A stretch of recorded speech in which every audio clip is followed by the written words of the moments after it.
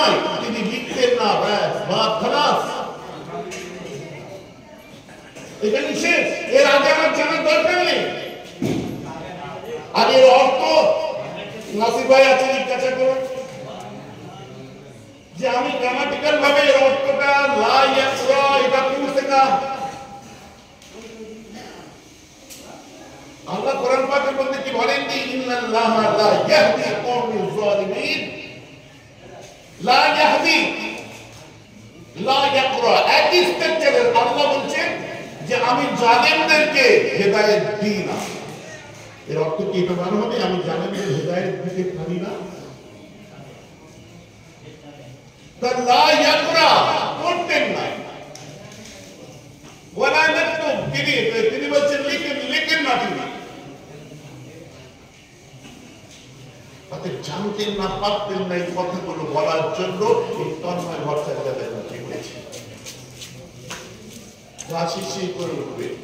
কালকে আমি এটার একদম দমদার করে ফোনের পর ফোন আসতে আরম্ভ করে দিয়েছেন না, আপনি এখানে আমায় বলতে পারবেন না। আমরা গুনাহগার, আমরা সিয়ারগার, আমরা খাতাকার, আমরা পাপী, আমরা সব। কিন্তু রাসূলের ইজ্জতের উপরে হাত দেবে সহজে ছেড়ে কথা বলবো না।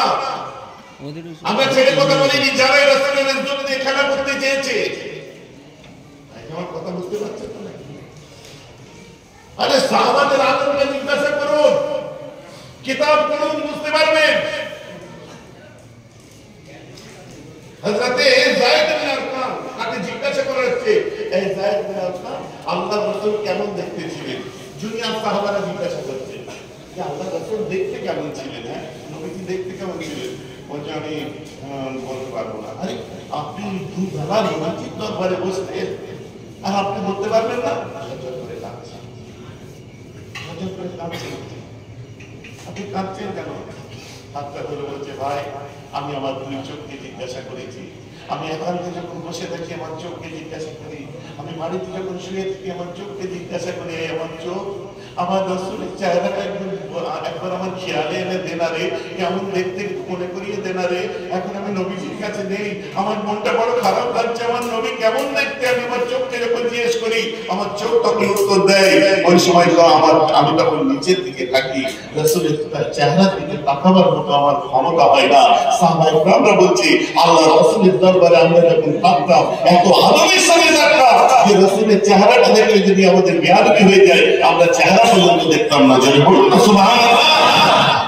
কালকা যদি বলি সাহেব পার হয়ে গেছে, লা হাওলা ওয়া কুওয়াতা আরে রহমান নবীকে আজকে যার কাছে যাদের না অস্তিত্ব আছে, যাদের না হাইসিয়ত আছে, যাদের না ঠিক মতো তাদের লাইফ স্টাইল ঠিক আছে। কদিন আগে সিয়া কাহানির কেসে ফেসেছিল, কদিন আগে সিয়া কাহানির কেসে ফাঁসলো, পাখিটাকে বরখাস্ত করে দিল, মাথা কাজ করছে না। এখন দেখছে এমন একটা জায়গায় খোঁচা মারবো যেখানে খোঁচা মারলে বিজেপির কাছে আমি প্রিয় হবো, দলে চান্স পাবো, খোঁচা মারবি মার, সে আমাদের ওদিকে বেকার। আরে বাবা তোকে যখন বরখাস্ত করেছে, তুই যখন মার্কসিস্ট ছিলিস, তুই যখন বামপন্থী ছিলিস, এখন ধর্মের দিকে আসছিস, মর্যাদা পুরুষোত্তম শ্রীরামের ভগবান আছে তাকে শ্রদ্ধা কর, শিল্পদের যোগী আদিত্যনাথের বাংলাদেশ ঘুরে পাচ্ছিস। কথা বুঝতে পারছি কি জুলুম। আরে শুনলে মাথাটা খারাপ হয়ে যাবে।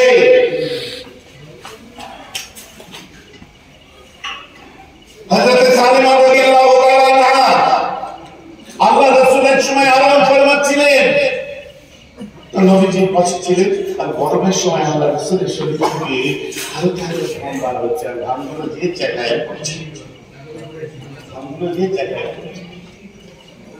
হযরত সালেমা রাদিয়াল্লাহু আনহা আল্লাহ রাসূলের ঘামগুলোকে দিয়ে আস্তে একটা ছোট্ট শিশির মধ্যে ঢুকিয়ে রাখছে, আস্তে আস্তে ঢুকিয়ে রাখছে, আস্তে আস্তে ঢুকিয়ে রাখছে, আস্তে আস্তে ঢুকিয়ে রাখছে।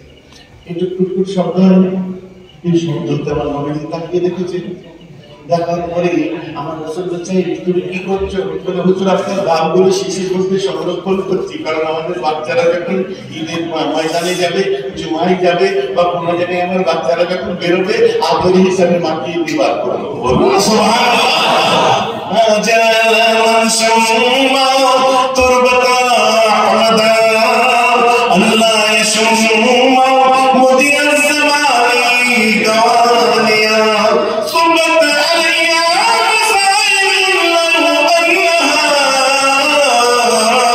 صبت على الأيام سرنا لياليا কে বলছেন আম্মা ফাতেমা সরকারত ইসলামের মুকদ্দাস শাহজাদি আলমে তাজহীরের মালিকা আম্মা বলছেন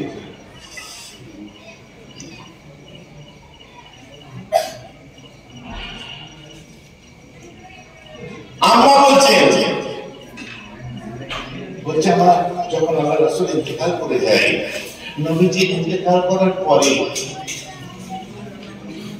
আমার খুব মনটা খারাপ আফসোস হয়ে গেছে বাপের মতো বাপ স্বামীর মতো স্বামী রাষ্ট্রনায়কের মতো রাষ্ট্রনায়ক যার কোনো মেসেল দুনিয়ার মধ্যে আপনি আল্লাহ রাসূল হচ্ছেন ওয়াহদাহু লা শারীকা লাহু यानी आने वाला हमारा बाकी कोई नहीं अल्लाह तो वहदाहु ला शरीका लहू रुबूबियत की उलूहियत के दिख की इलाहियत दिख की अल्लाह तात जगह वहदाहु ला शरीका लहू और रिसालत जगह আমার দোষের মতো কেউ আছে সকলে মিলে বলো যার কোনো শরীক হয় না রিসালাতের দিক থেকে আমার রাসূলের কোনো কিছু হয় না যা বলিতে তাকে বলা হয় এক ওয়াহদাহু লা শারীকা লাহু তার কিছু কেউ নেই উলূহিয়তের দিক থেকে আল্লাহ তুল্য কেউ নেই রিসালাতের দিক থেকে রাসূলের তুল্য কেউ নেই রাসূল আমার আল্লাহ হয় আল্লাহ আমার রাসূল হয় যদি বলেন সুবহানাল্লাহ ক্লিয়ার আজ আমার